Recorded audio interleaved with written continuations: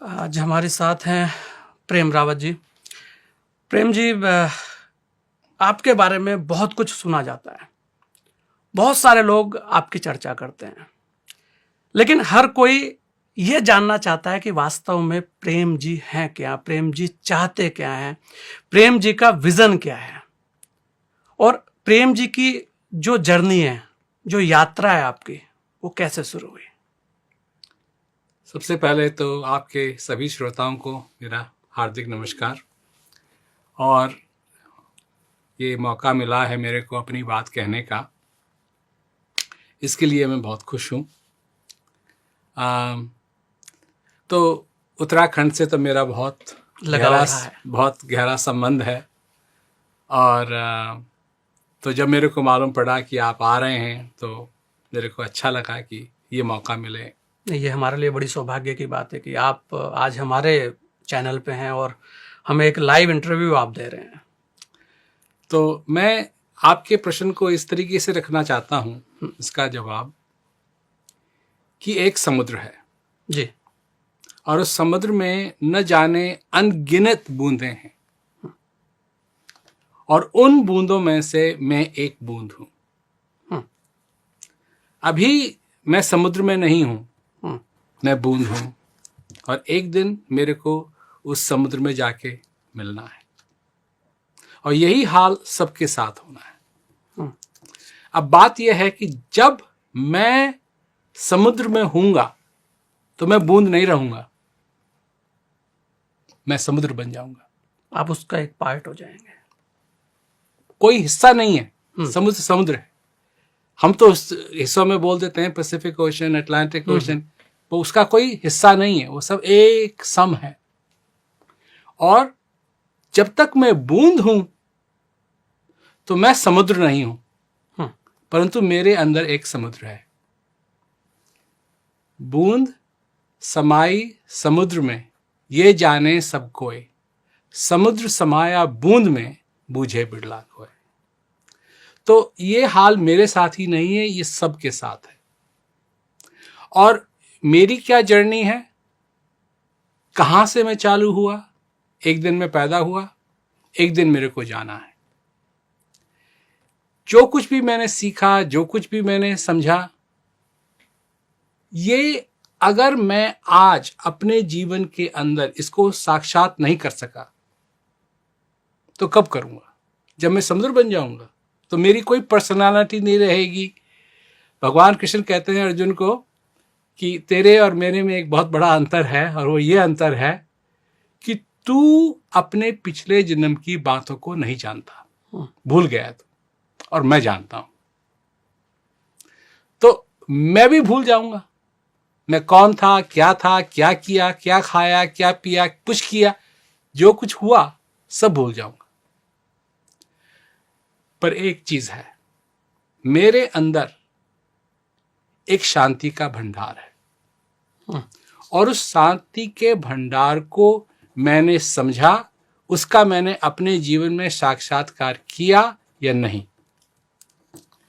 आप आम खाते हैं, आपको मीठा लगता है, आपको अच्छा लगता है, और देहरादून के आम तो पूछिए मत, तो बहुत ही बढ़िया है। वो बूंद जरा सोचिए, समुद्र से आई, वो समुद्र से उठी, ऊपर गई, बारिश हुई, नीचे गई, आम के पेड़ में आई, मीठी बनी, आपको मीठा लगा, और एक दिन फिर वही बूंद जाके समुद्र में मिल जाएगी। ये समझने की बात है कि क्या ये बूंद किसी को मिठास दे सकती है या कड़वापन।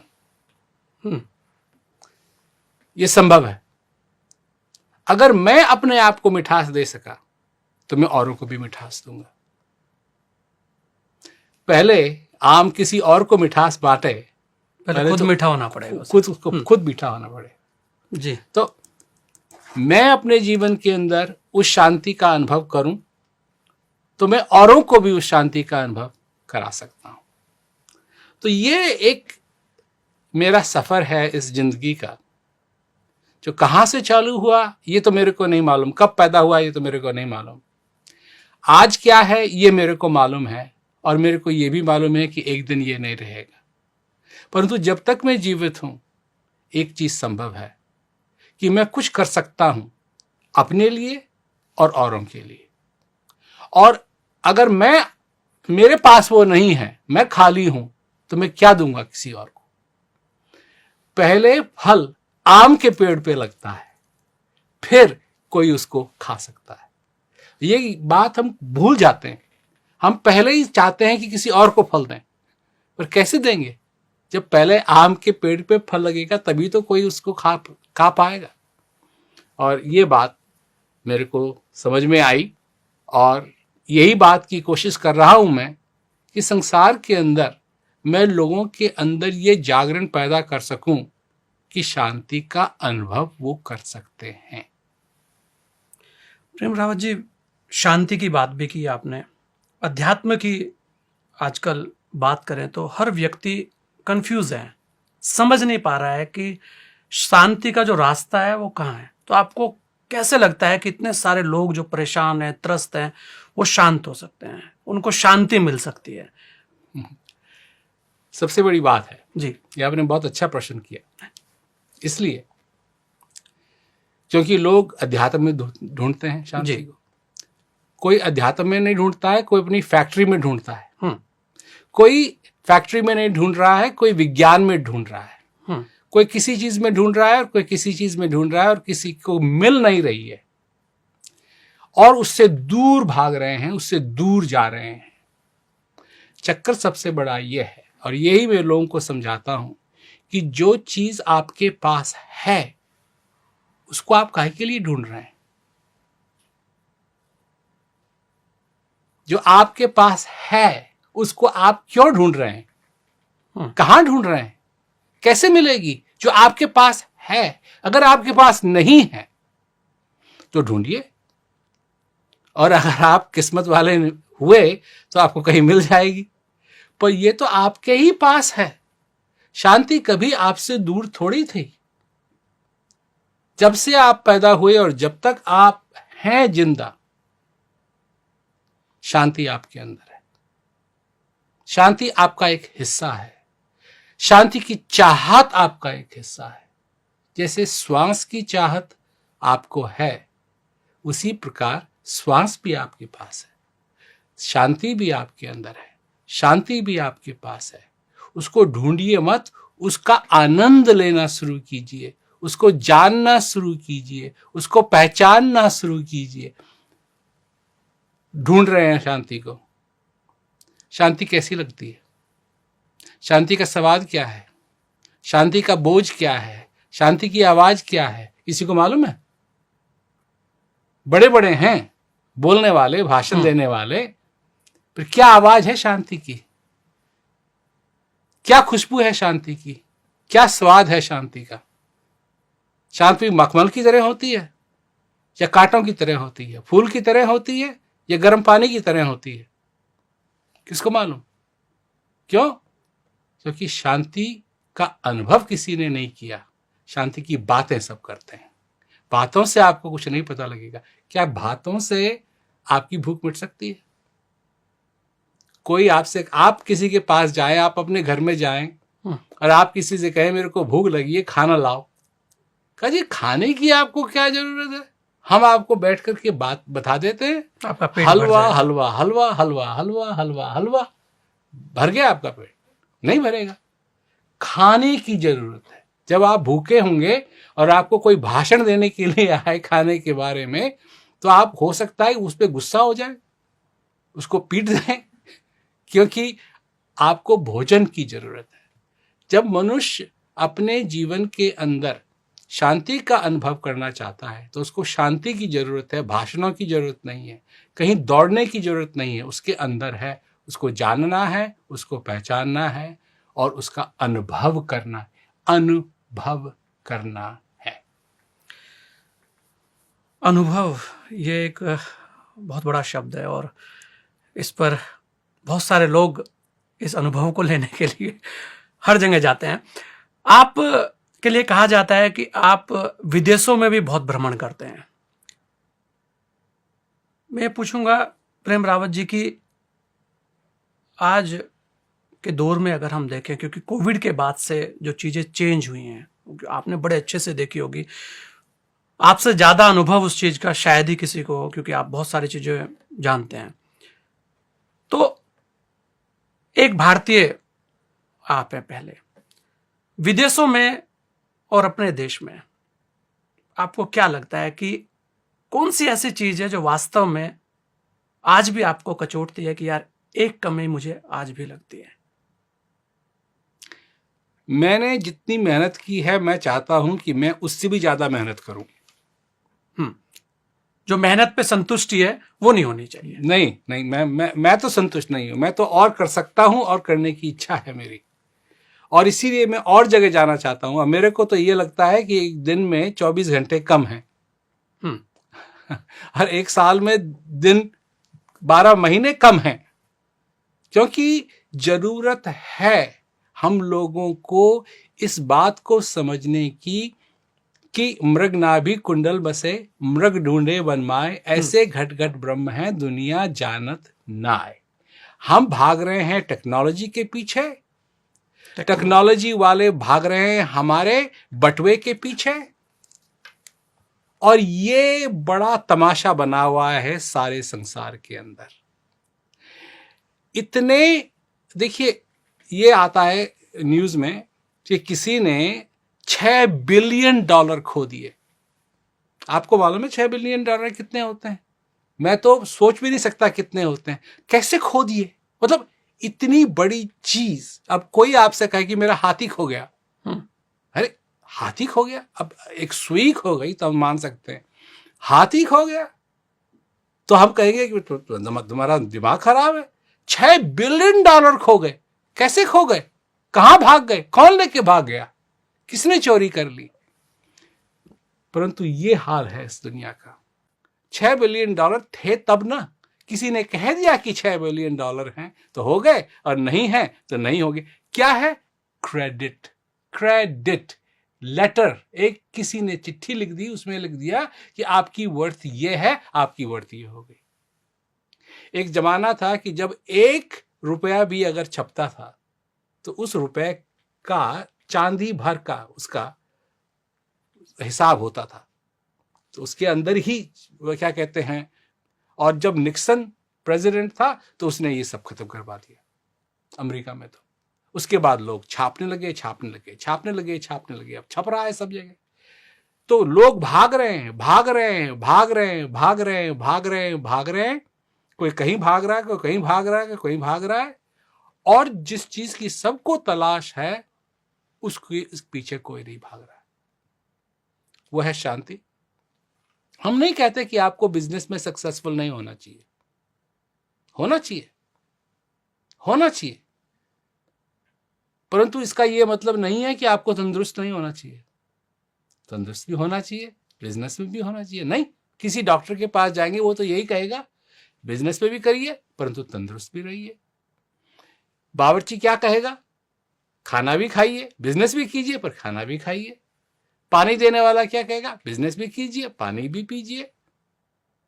और हम हैं शांति वाले, तो हम कह रहे हैं बिजनेस भी कीजिए पर शांत में भी रहिए, शांति में भी रहिए, अपने जीवन में इस शांति का अनुभव भी कीजिए। और ये चीज, ये संदेश बहुत जरूरी है, क्योंकि हम टेक्नोलॉजी के पीछे इतने अंधे होके पड़ रहे हैं और इसका परिणाम अच्छा नहीं निकलेगा। इसका परिणाम अच्छा नहीं लगेगा, क्योंकि ये टेक्नोलॉजी हमको अपने आप से दूर करने वाली टेक्नोलॉजी है। ऐसी कुछ टेक्नोलॉजी होती हैं जो हमको अपने से कांटेक्ट में करें, और एक ऐसी टेक्नोलॉजी होती है जो हमको अपने से ही दूर कर दे। और ये इस टेक्नोलॉजी में हम पड़े हुए हैं। अब जो छोटे छोटे बच्चे हैं उनको देख लीजिए, वो पहले बिना फोन के उनके सिर ऐसा रहता है, इधर उधर देखते रहते हैं, और जब वो फोन आ गया ना हाथ में तो एक तरफ देखते हैं बस। रिश्तों की अहमियत जो थी वो खत्म होते जा रही है। ये शायद इसी टेक्नोलॉजी की देन है। मानवता खत्म होती जा रही है, मानवता खत्म होती जा रही है। कौन रह गया? मनुष्य। मशीन बनते जा रहे हैं। बिल्कुल। और बनाने वाले और चाहते हैं कि आप और लगे इसके पीछे, ताकि उनके बटुए, क्या कहते हैं, गहरे हों, उनके बटुए फूलें, आपका बटुआ कम हो। अब क्या क्या प्राइस लगा दी है चीजों की, क्या क्या कीमत लगा दी है, और लोग देने के लिए तैयार हैं। क्या हो रहा है? कौन कह रहा है कि ये गलत है? कोई नहीं कह रहा है कि ये गलत है। सब लगे हुए हाँ हाँ हाँ हाँ हाँ। क्या है? आपके पास नया फोन है, हमारे पास भी नया फोन होना चाहिए। मतलब ये क्या हो गया? होना तो ये चाहिए कि आप चमक रहे हैं, हमको भी चमकना सिखा दो। आपके पास शांति है, हमको भी शांति सिखा दो। आप खुश रहो, हमको भी खुश होना सिखा दो। वो क्या हो गया? अब लोगों को परवाह ही नहीं है इन सब चीजों की। अब सिर्फ एक चीज हो गई है, सब पड़े हुए हैं, भाग रहे हैं, भाग रहे हैं, भाग रहे हैं, भाग रहे हैं। कहाँ जाना है किसी को नहीं मालूम, पर भाग रहे हैं। बिल्कुल, चारों तरफ भाग दौड़ चल रही है। प्रेम जी, अगर मैं ये कहूं कि प्रेम रावत जी भारत को किस नजरिए से देखते हैं, क्योंकि आपका जो अनुभव है वो बहुत ज्यादा है। आज जो माहौल चल रहा है, जिस टेक्नोलॉजी की आपने बात की है, उसके अलावा भी बहुत सारी चीजें, कोविड के बाद से जो चीजें आई हैं, हर कोई त्रस्त है। अगर आप से बात की जाए तो, क्योंकि आप हर विषय पर बात रखते हैं, बेबाक बोलते हैं, तो अगर आपका नजरिए से देखें तो आज भारत को आप किस नजरिए से देखते हैं? मैं उसी नजरिए से देखता हूं जो मैंने देखी है पहले से ही। क्योंकि यहां की सभ्यता में टॉलरेट करना सबसे बड़ी हिंदुस्तान की ताकत है।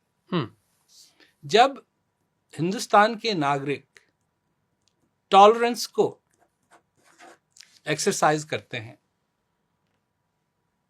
ये नहीं है कि तू ऐसा है, तू ऐसा है, तू ऐसा है, पर एकता देखते हैं। जो एकता है, दरअसल में जो एकता है हिंदुस्तान में, और ऐसे ऐसे समय, गलत समय में वो एकता लोगों को, हिंदुस्तान के लोगों को मुसीबतों से दूर लाई है। अगर किसी के पास माइक्रोफोन है, माइक्रोफोन स्टैंड है और 2 भूपू लगे हुए हैं, तो कुछ भी कह देंगे लोग। परंतु जो एकता है हिंदुस्तान की, जब हिंदुस्तान उसको एक्सरसाइज करता है,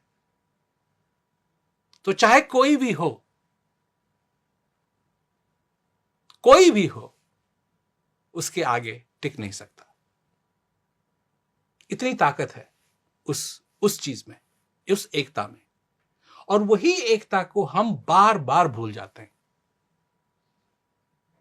तो ये हम लोगों का दुर्भाग्य है, और ये हमारा सौभाग्य है कि हमारे को एकता की ताकत मालूम है। ये हमारा सौभाग्य है, और दुर्भाग्य ये है कि हम भूल जाते हैं। आज भारतीय संस्कृति, भारतीय सभ्यता, इसे लेकर बहुत चर्चाएं होती हैं। क्या कहेंगे प्रेम रावत जी से लेकर? एकता, दया सबसे बड़ी सभ्यता है। जब हिंदुस्तान के लोग एक दूसरे को दया के दृष्टिकोण से देखते हैं, ये तो हिंदुस्तान की बात कर रहा हूं मैं, किसी भी कोने में चले जाओ इस संसार के, जब दया से देखते हैं तो सब कुछ बदल जाता है। हमारे पास एक एजुकेशन प्रोग्राम है, पीस एजुकेशन प्रोग्राम जी। उस पीस एजुकेशन प्रोग्राम में अभी उसके जो नंबर्स अगर देखें तो 775 करेक्शन फैसिलिटीज में वो प्रोग्राम चल रहा है। 775 फैसिलिटीज में वो चल रहा है।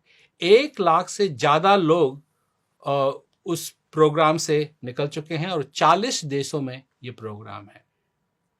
तो ये प्रोग्राम चालू हुआ उन लोगों से जो जेल में थे। अब तो वो क्या कहते हैं, पुलिस में है, मिलिट्री में है, सब जगह है, पर उनसे चालू हुआ जो जेल में थे।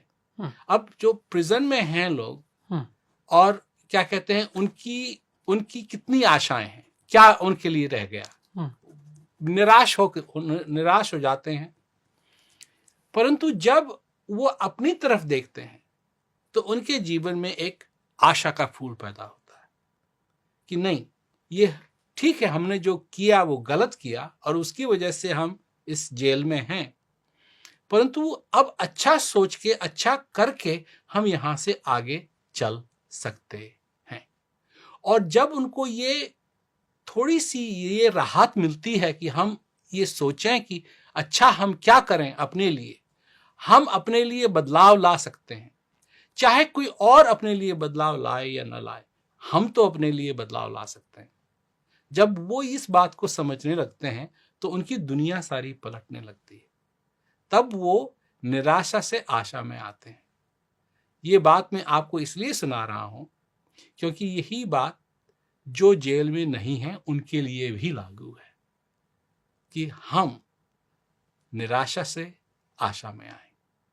लोग हैं जो दुखी हैं, कई दुखी लोग, ये आपका क्या कहते हैं, ये जो इंटरव्यू है वे भी देखेंगे। दुख है उनको किसी कारण, मैं नहीं जानता, और मैं ये नहीं कहना चाहता कि कोई दुख नहीं है, नहीं, दुख है, मनुष्य दुखी होता है, ये उसकी प्रवृत्ति है। परंतु उस समय जब वो दुखी है, इसका वो मतलब नहीं कि उसके हृदय में सुख नहीं है। उसके हृदय में चाहे बाहर कितना भी अंधेरा हो, उसके हृदय में प्रकाश तब भी है। चाहे कितना भी अंधेरा हो बाहर, एक झलक वो अपने अंदर देखे तो उसको जलता हुआ दिया दिखाई देगा। किताबों की बात होती है प्रेम रावत जी, और बड़ी बड़ी किताबें आपने दी हैं। अभी भी सुनने में आ रहा है कि आप एक और किताब देने जा रहे हैं लोगों को। ऐसा क्या है किताबों के अंदर जो वास्तव में आपको लगता है कि लोगों को चाहिए? आज जो भागदौड़ की जिसकी आप बात कर रहे हैं, आज हर कोई भाग रहा है, कहीं ना कहीं भाग रहा है, क्योंकि आपका मिशन पीस को लेकर आपका फोकस ज़्यादा रहता है। आप कहते हैं कि स्वयं की आवाज़ सुनो। आपके जो वक्तव्य हैं, और जब वास्तव में लगता है कि हाँ, कि ये कुछ है, कुछ देना चाह रहे हैं आप, तो वो किताब के जरिए क्या दे पाएंगे? किताब के जरिए क्या लगता है आपको कि ये वास्तव में जो आप लिख रहे हैं ये लोगों के लिए बहुत अहम है और लोग इसको लेंगे, ग्रहण करेंगे इसे? ये किताब मैंने तो बहुत समय पहले कह दिया था मैं कोई किताब नहीं लिखूंगा। अच्छा। क्योंकि मैं समझता था कि किताब लिखने का मतलब है एक दूसरा धर्म कायम कर दिया। तो लोग लेंगे किताब को, पढ़ेंगे, कहेंगे ये है, ये है, ये है, ये है, ये, इसको, इसी को मानो, इसी को समझो, यही है सब कुछ ना। जब तक आदमी अपने अंदर महसूस नहीं करता है किसी चीज को, तब तक काम चलेगा नहीं। तो ये किताब मैंने इसलिए लिखी कि लोगों ने कहा कि जी आप अपने जो आपके एक्सपीरियंस हैं, जो आपके अनुभव हैं, उनके बारे में लिखिए। तो हमने उस चीज को लेकर के कि देखो, कोई भी व्यक्ति हो वो अपने अंदर की तरफ झांकना सीखे। बाहर झांकना तो देख लिया और उससे क्या मिलता है वो भी देख लिया। ये नहीं है कि सुख चैन नहीं मिलता है, मिलता है, सिर्फ एक बात है, टेम्परेरी है। वो तो ये वाली बात हो गई कि आपके पास एक कार है, उस कार में 4 चक्के हैं और सारे चक्कों में क्या कहते हैं, हवा चाहिए। अब बिना हवा के वो चलेगी नहीं ठीक ढंग से, और हवा उसमें आप डालें और 15 मिनट के बाद हवा फुस, तो कैसे चलेगी गाड़ी आगे? बड़ी मेहनत करनी पड़ेगी, हर 15 मिनट के बाद रोकना पड़ेगा, फिर टायरों में हवा डालनी पड़ेगी। ये हालत है इस दुनिया की। और अंदर की क्या हालत है? अंदर आपको फुसफुस की जरूरत नहीं है, अंदर सॉलिड है। इस चीज को लेकर के ये किताब लिखी गई है। मतलब आपके अनुभवों ने आपको लेखक बना दिया। हाँ। ये कहा जा सकता है। नहीं, लेखक मैं तो हूं, मनुष्य हूं तो मैं बूंद, हाँ, और उस समुद्र से निकली हुई बूंद हूं, पर उस बूंद ने कुछ लिख दिया है, कुछ लिख दिया है। इसका मैं टाइटल देख रहा था, स्वयं की आवाज। तो ये स्वयं की आवाज क्यों चुना आपने? क्योंकि हम चलते हैं आवाजों पे। हाँ। जो दुनिया ने हमारे दिमाग में आवाजें डाली वो आज भी हमको याद है। जो हमारे माँ बाप ने हमको कहा वो भी आज भी हमारे को याद है। बेटा तू ध्यान दे के पढ़, नहीं तो तू इस जीवन में फेल हो जाएगा। वो गूंजती हैं आवाजें। जो मास्टर ने कहा स्कूल में वो गूंजती हैं आवाजें। जो किसी दोस्तों ने कहा वो गूंजती हैं आवाजें। मैं पूछता हूं क्या आपकी हृदय की भी कोई आवाज है जो आपके अंदर गूंजती है? कैसे हो सकता है कि ये सारी बाहर की आवाजें गूंज रही हैं और अंदर की जो आपकी सच्ची आवाज है वो नहीं गूंज रही है? ये दो चीजें हैं इसमें। एक तो ये कि जो बाहर की आवाज जो हमको पसंद नहीं है इसको तो हम रुई लगा के बंद कर सकते हैं, पर ये जो कानों के बीच की आवाज है इसको कैसे बंद करेंगे? इसके लिए तो कोई रुई नहीं लगा सकते, इसके लिए कोई ईयर प्लग नहीं लगा सकते। और ये वो आवाजें हैं जो हमारी अपनी नहीं है।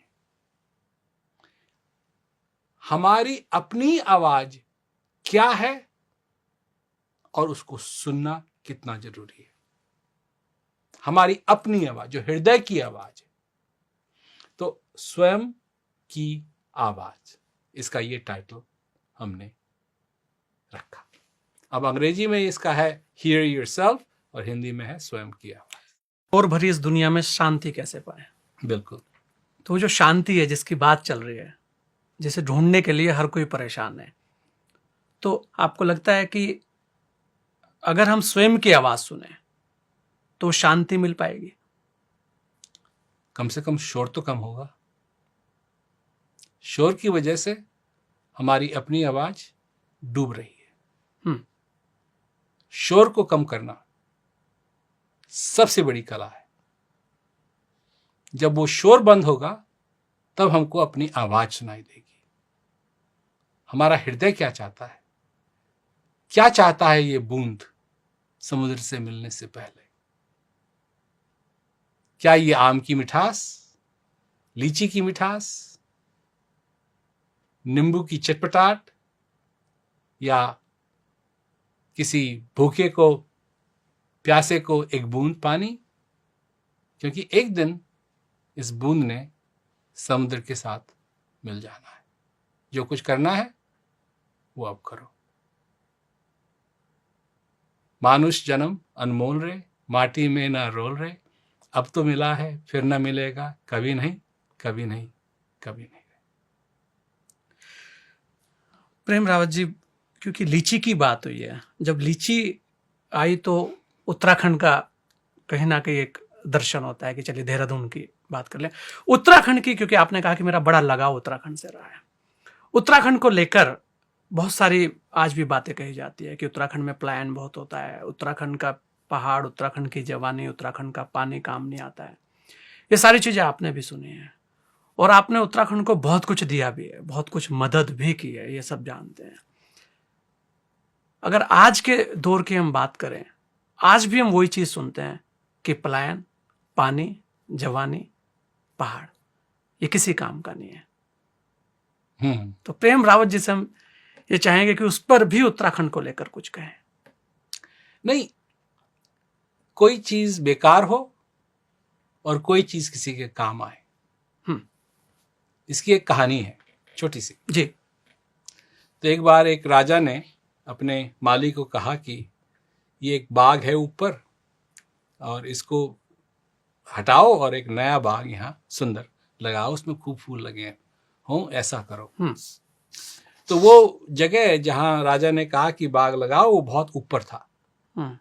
तो माली को नीचे ले जाना पड़ता था, बहुत नीचे, और नीचे नदी थी और वहां से वो पानी लाता था। तो उसने एक बांस लिया और आगे एक मटका बांधा, पीछे एक मटका बांधा, और वो रोज नीचे जाता था, दोनों मटकों को भरता था, ऊपर पानी लाता था, उसने फूल लगाए और धीरे धीरे करके वो बाग बहुत सुंदर बनने लगा। एक दिन पीछे वाला जो मटका था उसमें एक पत्थर लगा और उस मटके में सुराख हो गया। सुराख हो गया तो पानी उसमें डटे ही नहीं, तो वो जो नीचे नीचे जाए और फिर वहां से पानी लाए तो सारा पानी उसमें से निकल जाए। तो एक दिन माली ने मटका रखा, दोनों मटके रखे नीचे, और वो चले गया कुछ पानी पीने के लिए। तो जो आगे वाला मटका था वो पीछे वाले मटके से बोलता है, तू किसी काम का नहीं है, तो किसी काम का नहीं है, तेरे में छेद हो गया है, और अब तू इस क्या कहते हैं मैदान में, इस क्या कहते हैं जगह में तू पानी नहीं ला सकता, और ऐसा दिन आएगा कि माली तेरे को फेंक देगा क्योंकि तू बेकार है। तो जो पीछे वाला मटका था वो रोने लगा। तो इतने में माली आया। माली ने उस मटके को देखा, कहा क्यों रो रहा है तू? कहा मैं अब किसी काम का नहीं रहा, मेरे में छेद हो गया है और मैं पानी नहीं ले जा सकता। तो माली हंसने लगा, काय के लिए परेशान होता है, देख मैं तेरे को कुछ दिखाता हूं। तो वो ले गया रास्ते से और कहा, देख दोनों तरफ इस रास्ते के फूल लगे हुए हैं। जानता है क्यों? ये तेरी वजह से लगे हुए हैं। वो जो राजा का क्या कहते हैं बनाया हुआ है, वहां जो फूल हैं उनको तो सिर्फ राजा के जो मेहमान हैं वो देख सकते हैं, परंतु ये जो रास्ता है इसमें लोग आते हैं जाते हैं, और वो सब इन फूलों को देख करके, इस सुगंध को सूंघ करके मस्त होते हैं। और ये सब फूल तेरी वजह से लगे हैं। जब तेरे में छेद हुआ तो मैंने कहा कि क्या फेंक दूं उस मटके को? तब मेरे को ध्यान आया, क्यों फेंकूं? इस तेरे को भी मैं पानी से भरता था और मैंने तेरे को घुमा दिया इस तरफ, तो ताकि जब मैं नीचे से ऊपर आऊं तो तू सड़क के किनारे पानी दे। तब ये फूल उगना शुरू हुए तेरी वजह से। तू निकम्मा नहीं है, तू बहुत काम का है। बस इतनी बात है कि राजा के गार्डन में तेरे फूल नहीं हो रहे हैं, इस सड़क पे हो रहे हैं, परंतु कितने हजारों लोग इसका आनंद लेंगे। वहां तो सिर्फ वही लोग आएंगे जिनको राजा बुलाएगा।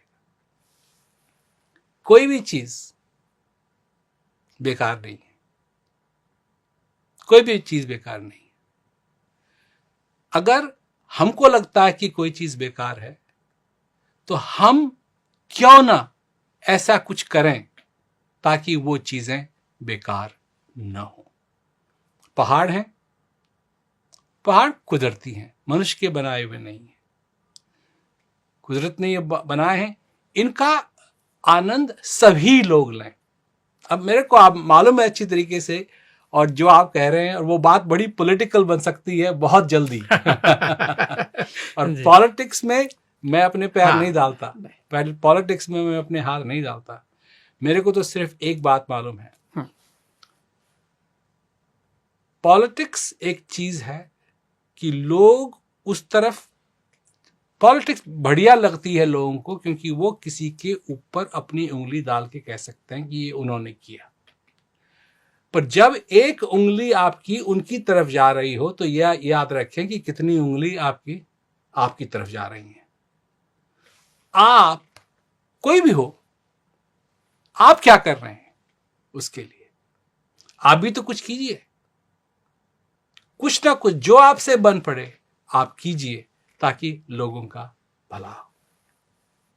बिल्कुल करना भी चाहिए। मैं 2 सवाल आपसे और लूंगा। अध्यात्म की बात हुई है, शांति की भी बात हुई है। आपने ये रास्ता क्यों चुना? क्या लगा आपको कि मुझे वास्तव में शांति बांटनी चाहिए या मैसेज देना चाहिए लोगों को कि भाई ये भाग जो रहे हो आप, रुक जाओ, कहीं ना कहीं अपने आप को पहचानो? ये रास्ता मैंने इसलिए चुना क्योंकि इसका अध्यात्म से कुछ लेना देना नहीं है। ये विश्वासों में नहीं है, ये अनुभव में है। पहली बार हो सकता है आपने ये सुना हो, विश्वास और अनुभव, विश्वास और अनुभव, विश्वास और अनुभव। विश्वास अनुभव नहीं है, अनुभव विश्वास नहीं है। हम्म, अगर आपको अनुभव हो रहा है तो आपको विश्वास की जरूरत नहीं है, और अगर आप विश्वास में फंसे हुए हो तो आप अनुभव के पीछे नहीं भागोगे। पर जब तक आपको अनुभव नहीं होगा, जब तक आपको अनुभव नहीं होगा, तब तक आप अच्छी तरीके से समझ नहीं पाओगे कि ये सब है क्या, शांति है क्या।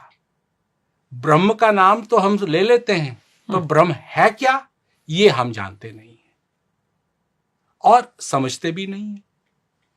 ब्रह्म समझने वाली चीज नहीं है, ब्रह्म अनुभव करने वाली चीज है। कई चीजें हैं जो उच्चारण करने वाली नहीं है, जैसे रोटी। रोटी खाने की चीज है, रोटी वर्णन की चीज नहीं है, रोटी आरती की चीज नहीं। उसको वहां रखा, उसकी आरती की जाए, इसका ये किया जाए, उसका वो किया जाए ना। उसमें तो सबसे बढ़िया करो, गरम गरम आए उस पे लगाओ या घी या लगाओ मक्खन और उसको खाओ चटनी के साथ। वो उसकी पूजा है, वो उसकी पूजा है। और ब्रह्म की पूजा जो सबके हृदय में विराजमान है, वो क्या है, उसका अनुभव करो। ये रास्ता मैंने इसलिए चुना है क्योंकि इसका अध्यात्म से कोई मतलब नहीं है, ये विश्वासों की चीज नहीं है। मैं विश्वासों के पीछे नहीं जाता हूं, मैं जाता हूं जब तक अनुभव ना हो तब तक कोई फर्क नहीं पड़ेगा। जैसे आदमी अगर बीमार हो जाए, डॉक्टर को विश्वास रखो तुम ठीक हो रहे हो, और उसको दर्द हो रहा है, तो क्या करे वो? डॉक्टर को कहे कि अभी भी दर्द हो रहा है या नहीं? तो विश्वास अनुभव, विश्वास अनुभव, क्या चाहिए, विश्वास या अनुभव? अगर आपका बैंक कहे चिंता मत की, आपको बैंक की जरूरत नहीं है, आपको क्या कहते हैं बैलेंस की जरूरत नहीं है, आपको ये विश्वास रखिए आपका पैसा सब ठीक है। नहीं, आप प्रूफ चाहेंगे कि हमको प्रूफ दो। विश्वास, विश्वास। क्यों अध्यात्म के रास्ते पे हम विश्वास नहीं करते हैं? क्या आपको विश्वास नहीं करना चाहिए? विश्वास ही मनुष्य का फाउंडेशन है, उसकी बुनियाद है। और जब मनुष्य ही अनुभव को भूल जाता है और विश्वासों में ही रह जाता है, तो उसकी वही हालत होती है जो आज इस संसार की हो रही है। क्यों? धर्मों की कमी है संसार के अंदर, अध्यात्म की कमी है इस संसार के अंदर? नहीं, और बनते जा रहे हैं, और बनते जा रहे हैं, और बनते जा रहे हैं, और बनते जा रहे हैं, परंतु कमी है तो अनुभव की कमी है, और वो हम देना चाहते हैं। सब चीज अनुभव से है। बिना अनुभव के आप लिमिटेड है। अगर अनुभव नहीं है आपको उस चीज का, अनुभव नहीं हो रहा है आपको उस चीज का, लिमिटेड होगा। शांति के लिए क्या मैसेज आप देंगे, अगर हम कहें कि हमारे दर्शकों को भी और अपने जो किताब के आपके रीडर्स हैं उनको भी? खुशखबरी, शांति आपके अंदर है। आपको इधर उधर जाने की जरूरत नहीं है, आपके अंदर है। पानी में मीन प्यासी, मोहे सनसन आवे हांसी। आपके अंदर है घट में पर दूर बतावे, दूर की बात निरासी। ये तो आपके अंदर की चीज है और इसका अनुभव कीजिए। ये किताब भी आपको यही बताएगी कि अनुभव कीजिए, पर जरूरत क्या है उस अनुभव की, ये बात इसको भी खोल के बताएगी ये बुक। तो मैं तो कहता हूं कि लोग पढ़ें इस किताब को, क्योंकि जिन लोगों ने पढ़ी है ये किताब, और मैंने लिखी, और जब मैं इसको प्रूफ करने लगा और मैंने जब इसकी ऑडियो बुक बनाई अंग्रेजी वाली, तो पढ़ते पढ़ते मेरे को भी लगा कि मेरा भी जीवन बदलने लगा। इतनी पावरफुल चीज है ये, और मैंने ही लिखी और मेरे को ही प्रभावित करने लगी ये बड़ी पॉजिटिव रूप में। और मैं चाहता हूं कि लोग शांति की तरफ जाएं, अनुभव की तरफ जाएं। विश्वास ठीक है, करें ना करें कोई उससे फर्क नहीं पड़ता है, परंतु जब तक अनुभव नहीं है तब तक दाल में काला है। प्रेम रावत जी, ये बड़े विषय हैं जो आपने आज रखे। स्वयं की आवाज, हम भी यही कहेंगे कि शोर भरी इस दुनिया में शांति पाने के लिए इसे जरूर पढ़ें। स्वयं की आवाज सुननी भी चाहिए जो आपने कही है, और स्वयं की आवाज ऐसी है कि बहुत सारे लोग शायद आजकल इस स्वयं की आवाज को सुन नहीं पाते हैं। तो हमें आशा उम्मीद रहेगी कि आपकी इस किताब से लोग ये जरूर जाने कि आपके अंदर भी एक आवाज है, उसे भी सुने। आज आपने अपना समय हमें दिया, इसके लिए आपका बहुत बहुत धन्यवाद, बहुत बहुत आभार। आपको और आपके श्रोताओं का नमस्कार, बहुत बहुत धन्यवाद। ये थे हमारे साथ प्रेम रावत जी। वैसे तो बहुत सारे लोग कहते हैं कि आध्यात्मिक गुरु हैं, लेकिन वो अपने आप को कहते हैं कि वो एक बूंद है। शांति की बात की है, और वास्तव में उस शांति की हर किसी को आवश्यकता है। एक बहुत अच्छी पुस्तक उन्होंने लिखी है अपने अनुभवों के आधार पर, स्वयं की आवाज। जी हाँ, हर व्यक्ति के अंदर एक स्वयं की आवाज है जिसे उसे सुनना चाहिए। शायद ये एक ऐसी सीख है जो हर किसी को सीखनी चाहिए। इस खास विशेष मुलाकात में इतना ही दीजिए मुझे इजाजत। जय हिंद।